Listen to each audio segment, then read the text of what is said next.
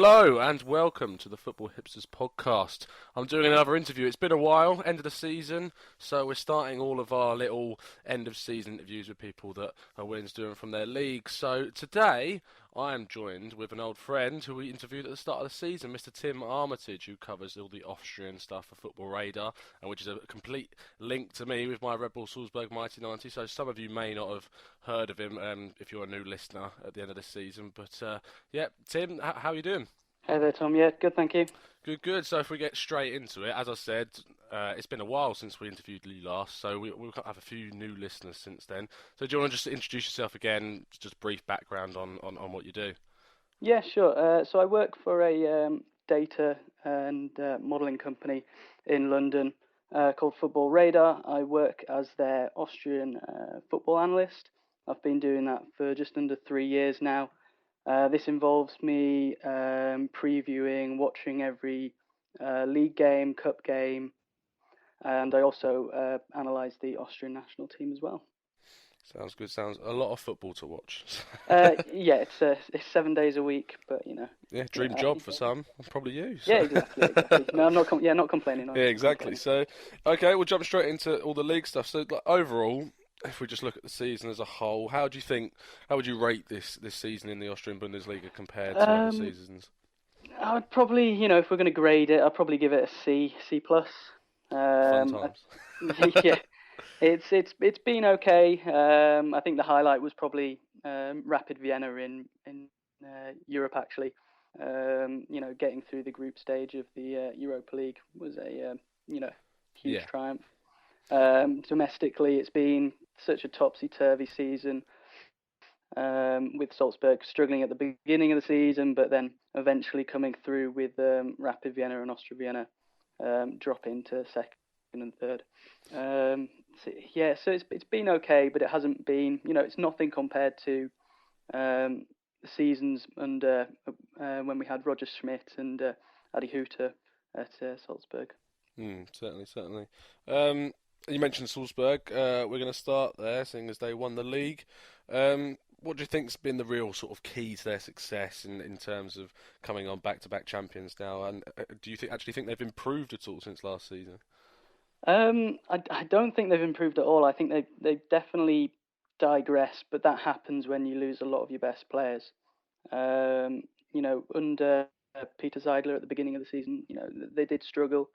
And you could say that a lot of the success has come through their appointment of Oscar Garcia towards the first half of the season, because he's been able to get the best out of the players.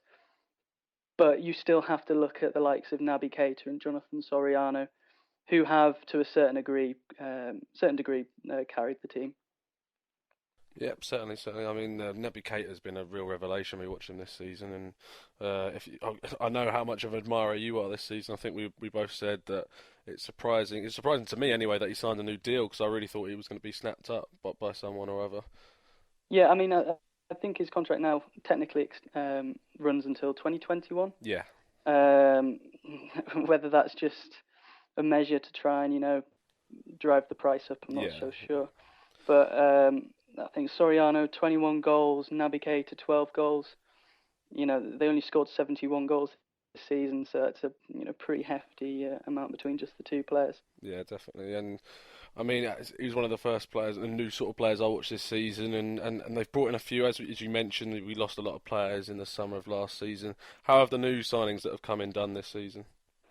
It's generally been a bit of a mixed bag. Paulo Miranda, who they got from Sao Paulo at the beginning of the season, he had a really poor start. He had a bit of a howler in the first game of the season, which ultimately cost them. They ended up losing 2-1 away at Mattersburg, who were at the time newly promoted. Other players they've brought in since then, Upamecano, who's a very young 17-year-old, who's come in and played a couple of Bundesliga games. He looks like a real talent. I think he plays for the French under-17 national side. Similarly, Oberlin, who you might have seen during their Europa League run. Only 18 years old, but again, looks, he's very raw, but he is a massive talent. And then a couple of other guys like Bernardo, who they signed from Brazil, whose dad used to actually play for Bayern Munich. Oh, really? Yeah, he seems like he came out of nowhere, but he's become, a solid defensive midfielder. He's a regular under Oscar Garcia. And then Stefan Lehner, who's generally a backup to Christian Schwegler. I mean, they're the players who I think have done okay. Yeah. I think there's Yassin Pelevan, Omar Damari, who I would highlight as two players who really, especially Damari, hasn't Yeah. reached expectations, whereas Pelevan, I'm not really a fan anyway, and he's been struggling with injuries, and it's not really worked out for him. He's actually on the standby list for the Austrian national team, which I think is unbelievable. Yeah, certainly. The last player who I would like to mention is Reinhold Jabo, who I think he played 2 or 3 pre-season games in last summer, and he's since been out with a knee injury. So he's apparently a really talented guy.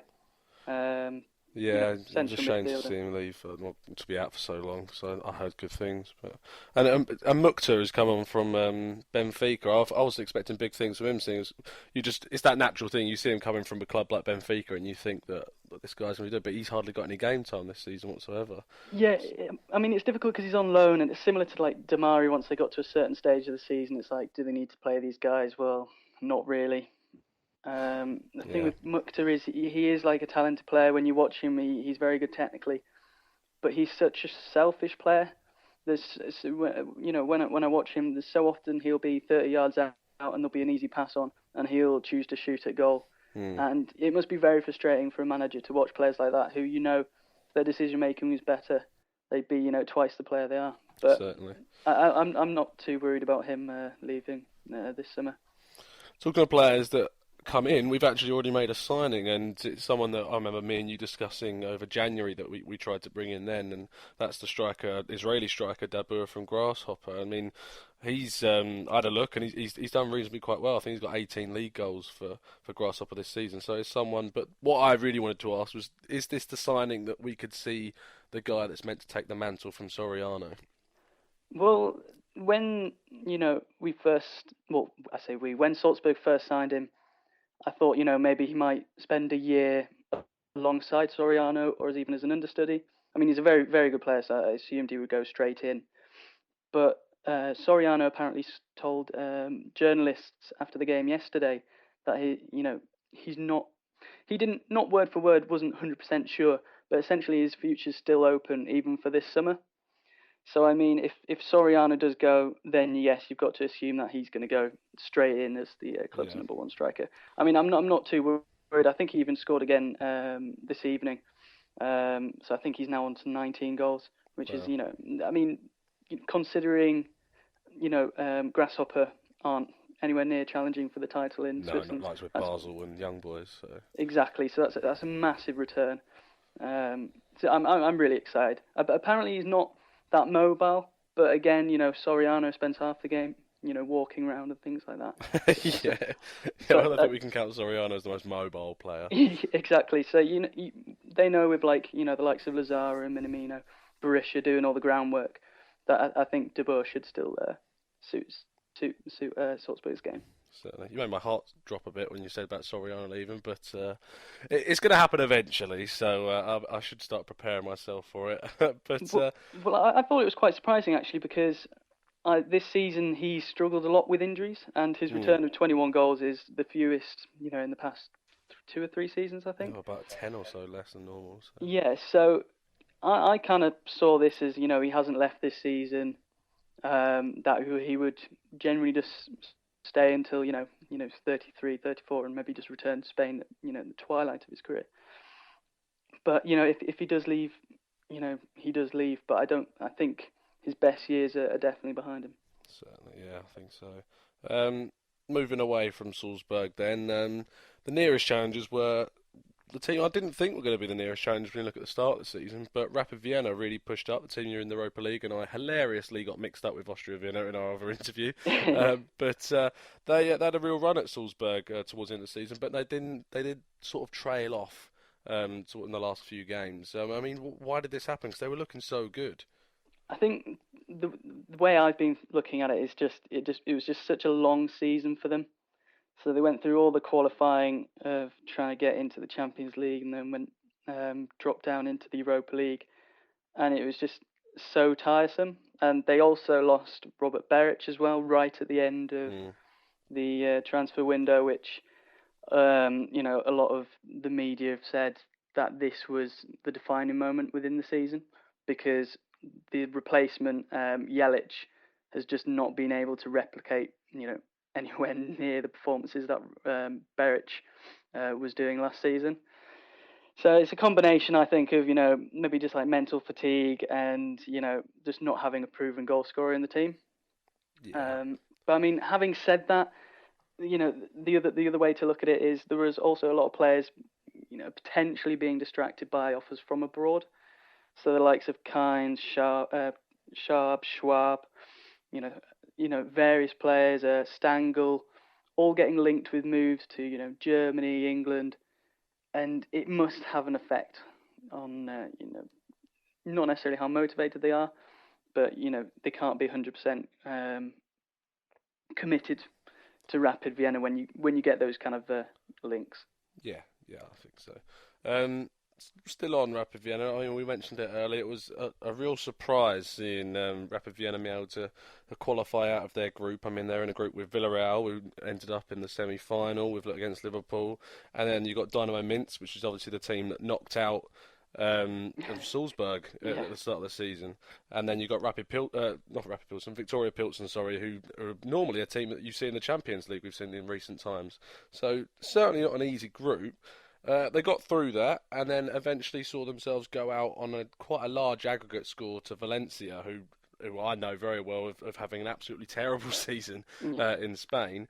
I mean, does this sort of show the difference in quality between the likes of a proper top 5 league in the world, in my opinion, the top league in the world, against a league like the Austrian Bundesliga? I mean, yeah, I think you've hit the nail on the head, really. I don't think you can draw on many comparisons between La Liga and the Austrian Bundesliga. There's such a massive gap. I didn't necessarily see those results, as not necessarily. I thought they were fairly fair, but I don't necessarily think like 10-0 is still like there is a gap between the two leagues for sure, but 10-0 on aggregate, I think it looks worse than maybe it should have done. It's disappointing. I mean, I was looking forward to watching them in it, and to see them go out in such a way against a team that really weren't in the greatest of form was quite sad. And I didn't prepare this question for you, but talking about Salzburg, obviously have qualified for the Champions League, or not qualified to get in. They still have to go through the qualifying rounds. Yeah. Do you think they'll have a much better crack at it this time than they did last season? It's such a difficult question to answer. It depends who they get. Well, it's not even that. It's just what happens to the team over summer. I mean, they've brought in De Boer, but Oscar Garcia has apparently got offers from all around Europe. And if he goes, who do they bring in?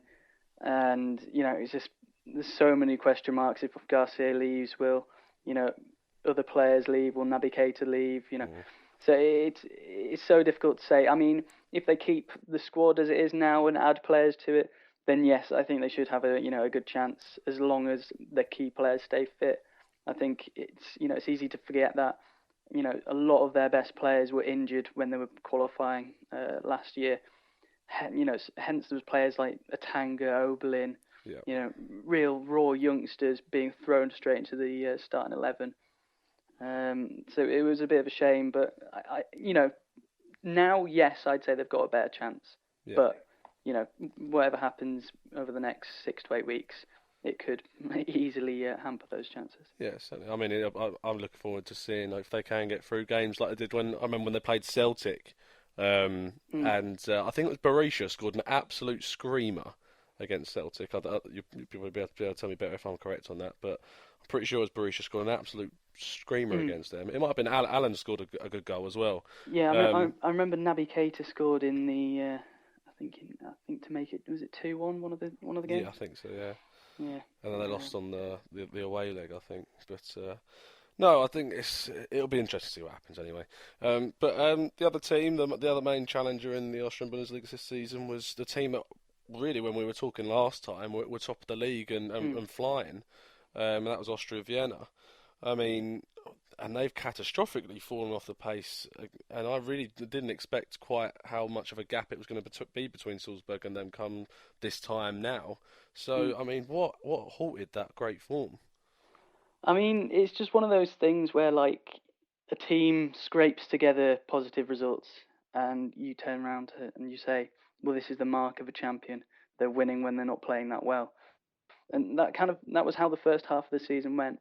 I remember someone on Twitter shared a photo of the first half of the season compared to the second half. I think Austria Vienna were clear at the top of the league, but their goal difference was something like +4 or +6. Mm. And considering how many points they got, you would have expected them to have, +15, +18.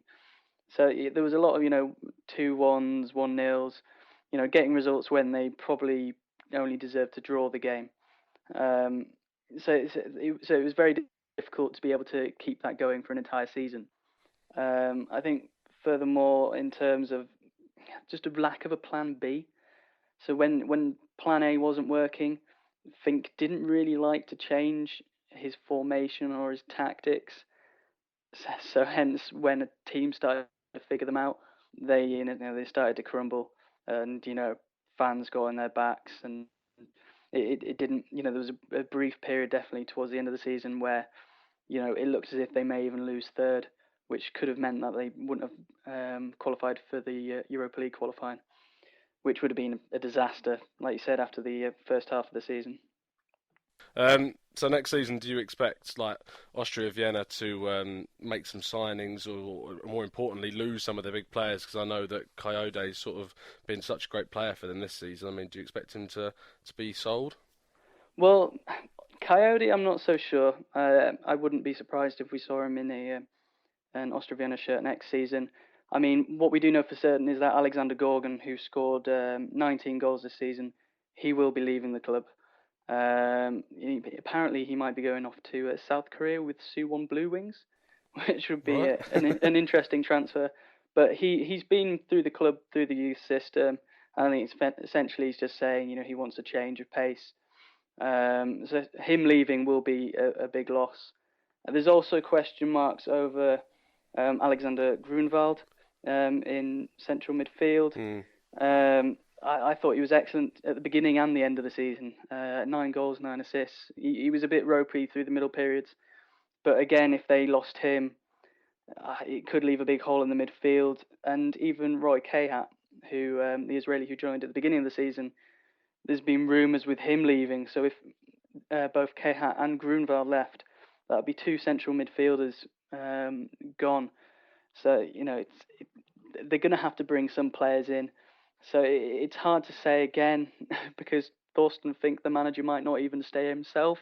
It's so hard to say at this stage how they'll fare in the off season and Mm. also ahead of next season. I mean, it's going to be bizarre potentially both Salzburg and Austria Vienna changing the managers uh, going into a European qualifying campaign. So yeah, it should be an interesting summer. Yeah, certainly. I mean, looking more down at the other end of the table, we could go through the whole league, but it would take all day. But I mean, looking at the team that got relegated, obviously the Austrian Bundesliga, it loses the bottom team, and that team this season has been Grödig, which is a shame for me. But I mean, because obviously you lose that thing with Salzburg, which has been there, being a rival in terms of location. I mean, have they shown any signs this season that there's a bit of hope maybe for the fans that they could come straight back up next season? I think they're in big trouble, to be honest. I think it was 3 players within their squad have a valid license for the second division. So Right. you've got to expect a mass exodus of players. Yeah. Peter Schürrle, the manager, has already confirmed that he'll be leaving the club. So new managers, new players, is going to be a completely different team. And the Sky Go Earth League is a very competitive league. So it will be very difficult to say for sure whether they'll go up. I mean, it looks as if Sankt Pölten are going to get promoted this season, and they've been competing with Lasklins and Wacker Innsbruck as well, up there towards the middle part of the season. So yeah, I think it's going to be tough. Without being too negative, I wouldn't be surprised by a double relegation. Right. Um, but hopefully it doesn't come to that. Hope say a big enough name in Austria to get some decent players in. But Yeah. yeah, if I was a Grudig fan, I'd be pretty worried. Yeah, yeah, I think so. I mean, I wish them the best because I'd obviously, even though as a lot of fans normally hate their rivals, but when you're in a league, one of the smaller leagues at Austria, it is nice to have that small rivalry going on location-wise. But yeah, I wish them the best for the future. Just before we move on to the national side of things, there's a bit what you want to mention on the league reform to do with Yes, the league. Yeah. yes. So over the next couple of weeks, there should be a decision made in regards to the league for the 2017-18 season. There've already been talks of extending the Bundesliga to a 12-team league, Right. but they would then change the second division into a semi-professional 18-team league. Wow. Um, Big league then for a small league like that. yeah, so it's causing shockwaves because obviously there's currently two professional leagues in Austria. So if you drop that to one, there's going to be a lot of uncertainty, and it would also make relegation from the Bundesliga to the Huge. Yeah. Erstliga, yeah, even that much worse. If it did change to a 12-team league, there's talk of doing a playoff system similar to what you get in like Poland and Scotland. So it could be more interesting and more entertaining. So you do understand it, but essentially, I think one of the Bundesliga presidents or board members rather came out and said there's only 13 or 14 teams in Austria who can really operate as a professional club, and the rest are essentially struggling season on season to get a license even to play in the leagues. So you can understand it, but Yeah. it could have big ramifications down the line. If you were just completely putting you out on the cliff here, but what do you expect to sort of happen? Do you expect there to be this change, or do you think it'll remain the same? I mean, I think it would be good to have a change because in terms of like viewing figures, the 10-team league isn't necessarily working in terms of like the amount of teams who are constantly battling to get a license to play in the top two divisions is also alarming year on year. I mean, I don't want to see livelihoods made difficult, so I'm not necessarily in. I don't really like the idea of the second division being an 18-team Yeah. semi-pro league, but I'm not sure how they're going to do it. I think either leave it as it is or just figure a way of just making as many professional teams as possible, really. Yeah, of course. Okay, so we'll move away from sort of domestic sides and look at the national team. Of course, we've got the European Championships coming up. And the national team very recently announced their squad. I mean, we're recording on the 16th of May, and obviously it's the day that England have announced theirs, and there's been a few surprises. Now, there's a guy that certainly surprised us too when it was announced, and that was Salzburg's Valentino Lazaro. Hmm. And most importantly, because he's knocked Kainz out of the running, so very surprising. Yeah, I mean, Lazaro's had a difficult season. He's been injured for half of it. I think he only scored his second goal this weekend of the entire season, and as far as I'm aware, he didn't register any assists. Where you compare that to Kynes, who's registered 19 assists this season for Rapid Vienna. Mm, Collar said that it was because Lazaro can play in various positions, which kind of makes sense. Lazaro can play pretty freely, on both wings and through the middle.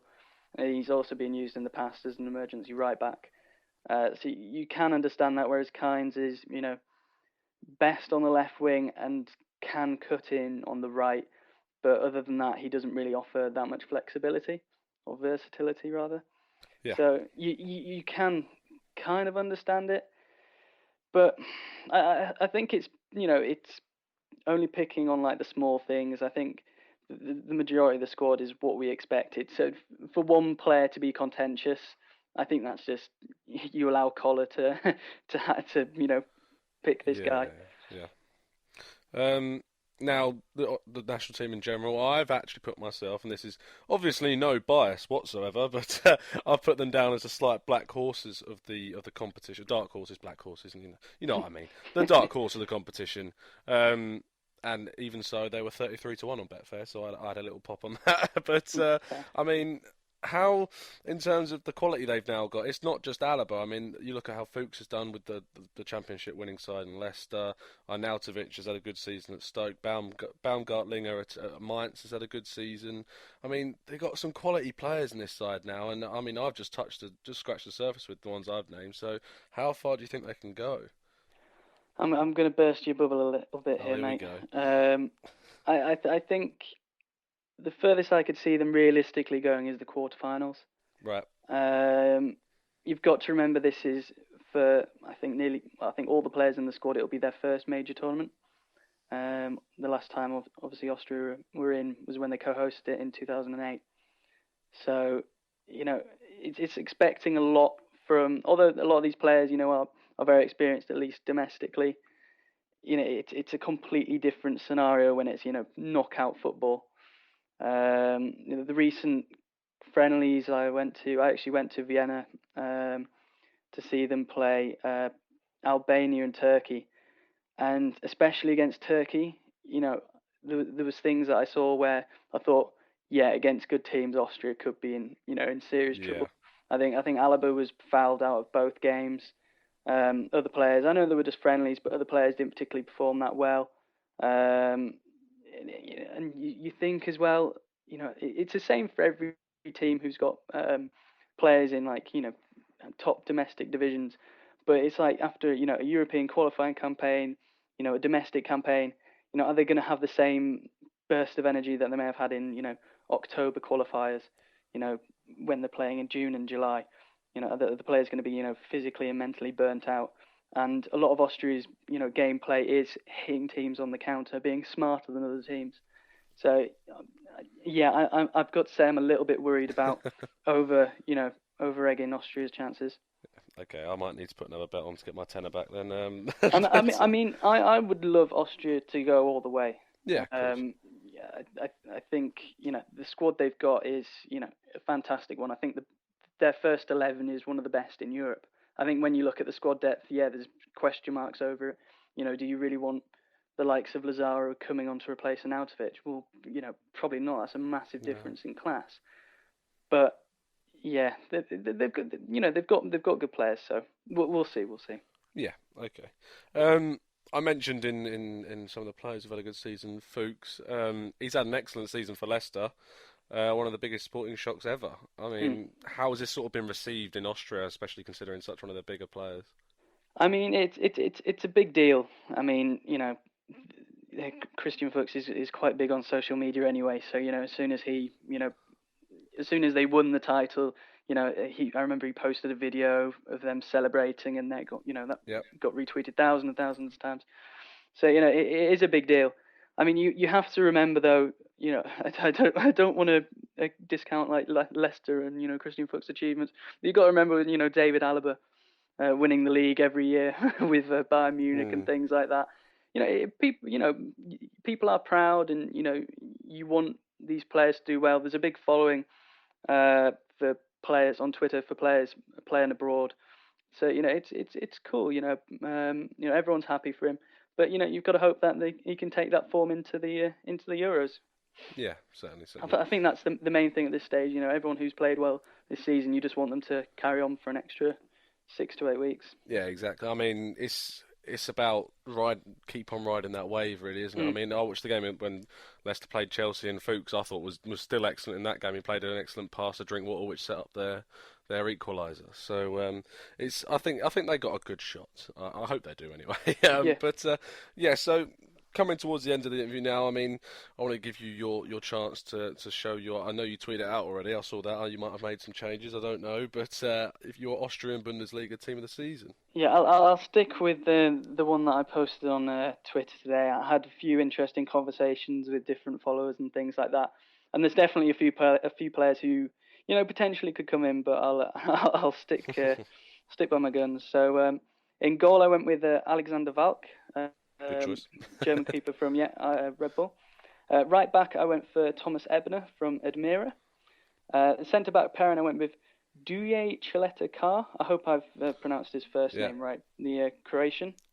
Partnered with Christoph Schursventner from Admira. And then on the left, Stefan Stangl from Rapid Vienna. Defensive midfield, I went with Gernot Trauner, who plays at Reed. He's recently just picked up an ACL injury, which is a bit of a shame. Oh, okay. And then in C-mid, I went with Alexander Grunwald, who we've spoken about from Austria Vienna. On the right wing, I've gone Alexander Gorgon from Austria Vienna. And then at A-mid, number 10, I've gone with very own Naby Keita. Of course. And on the left, Florian Kainz, Rapid Vienna again. Mm-hmm. And up top, Soriano. I don't think you can go anywhere else with that, could you? No, I feel like the majority of those players we'd already touched on because they've had such good seasons. Yeah. But players like Gernot Trauner and Christoph Schurzventner, you may not have heard of. But, they're fairly solid players. I mean, Schurzventner's already signed a pre-contract to go to Rapid Vienna as well next season. Oh, okay. So it's a testament to how well he's done. So, I mean, what? When you tweeted it out and you said you had some conversations, what other sort of players were mooted? You could have been in there.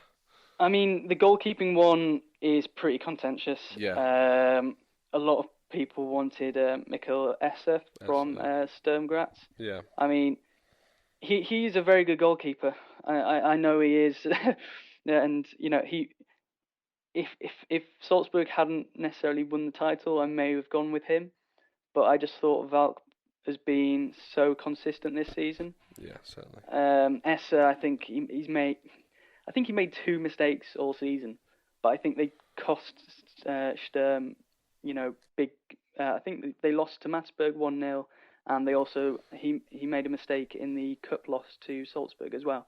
Yeah. So it's little things, but that's just my way of thinking. Yeah, of course. The C mid as well. A few people wanted Valon Berisha, who's had a good season. I'd be biased and side with them, but no, go on. yeah. So a few people wanted him in. Other people were saying potentially Avdiy from Sturm could have gone to a mid. Who I haven't been particularly impressed with this season, just purely on the fact he hasn't been able to keep fit. He is a very talented player, and apparently he's going to be in and around the Schalke team next season. Yeah, they're planning on keeping him, not going to loan him out. So he's clearly talented, but I just didn't think he's really done enough to break into the top 11. Yeah.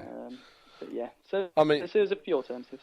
Yeah, I mean, with Berisha, I think that you can't really put him in because of how Kainz has done, and to be honest, Berisha's really played out on the left for most of the season, so I don't think you could have argued to put him in the middle. But no, I think it's fair enough. Obviously, you've been on here before, so we've asked you our question that we asked everyone with your best hipster player, and for the life of me, I can't remember who exactly it was, but it was definitely an odd name. so I think last time I went with Sandy Lovrich from Sturm Graz. He hasn't actually. It's been a difficult season for him. He picked up a couple of niggling injuries, but essentially he wasn't brought through by Foda. Not quick enough, but he just wasn't. I mean, a lot of fans were very frustrated at Foda for not bringing him through, but he's still only 18 years old, and he's come in and played a few. He started a few games, but he hasn't really taken his chances, and that's meant that Foda hasn't trusted him to, start 3 or 4 games in a row. Yeah, I think that's the sort of mirrors the frustrations I have with Lazaro sometimes, where he doesn't really take his chances. But yeah, exactly. I mean, I expect Lovrich to actually, hopefully, break through next season. But I mean, Sturm signed Avlonitis from Olympiacos on loan, who slotted into centre-back to cover for Mikkel Madel, who went to Fulham, which meant that Wilson Kamovoaka has played the majority of games the second half of the season in defensive midfield, and that's where Lovrich plays. So it's been quite difficult for him. Yeah. So the actual question we were going to ask was sort of the best hipster player of the season? If the best way to describe that is someone that people might not have heard of, but you feel has done sort of really well this season. So the player that I picked out, it's not even. It sounds a bit weird, but it's not even an obvious choice for a hipster player, especially of the season. Uber hipster then. Yeah. So I've gone with Christoph Monschein. Moonshine. Moonshine, yeah. Monschein. Oh, okay. So he plays for Admira Wacker. He joined in January from. Right, get ready for this. ASK Ebrechtsdorf or Ebrechtsdorf. That's an impressive name. So they're playing in the. They got promoted to the Region League last season. For them, he scored 36 in 47 games. He was picked up by Admira, and he's already scored twice in 4 Bundesliga starts for Admira. He's 23 years old, but such a jump. I thought he deserved a little shout out. Yeah, that's an impressive name though with the team. I mean, I think it was the goal scorer equalised for Sturm against Salzburg. Is it Anisia? It's a really odd name, but no, it's that you get some really odd. I mean, Freisenbacher was a favourite one of mine halfway through the season. Friesenbichler. Yeah. Yeah, I actually went last time I was out in Austria. I went through all the players' names in the Bundesliga, trying to get the correct pronunciation. Yeah. And I still I still struggle at times. Yeah, I'm not surprised. It's just the way it is.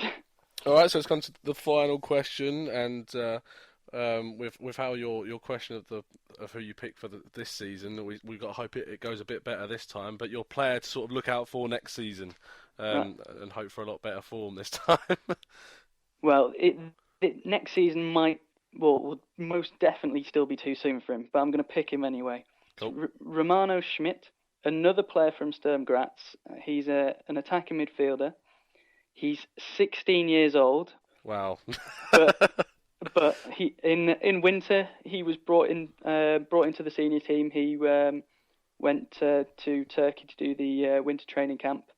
Yeah. He recently, just this past week, played 3 times for the Austrian under-17s at the Euros. I think he scored. I know he definitely scored 1. I think he may have assisted in the same game.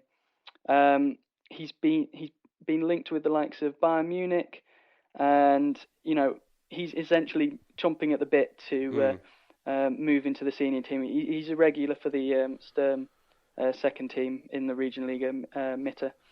So I think based on what I've seen of him and what I've read about him, this guy could be brilliant in 2 seasons, 5 seasons, may just falter, but he's definitely one to watch.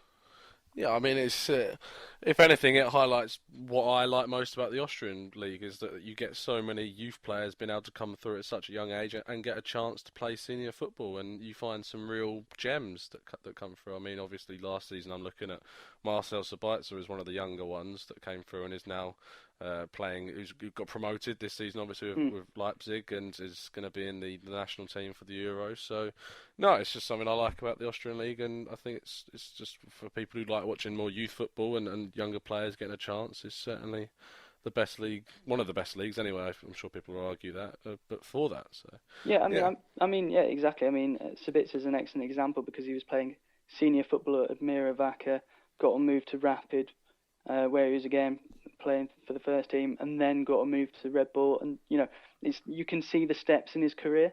Yeah. And yeah, exactly. I think the Austrian Bundesliga, it may not be of the greatest quality, but I'm not sure there's that many.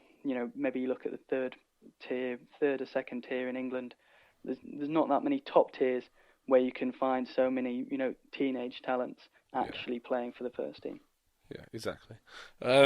So that brings us to the end. Unfortunately, I think it's been a good interview. It's actually been probably one of my favourites I've done. So it's probably not biased at all because it's about Austria, but Yeah.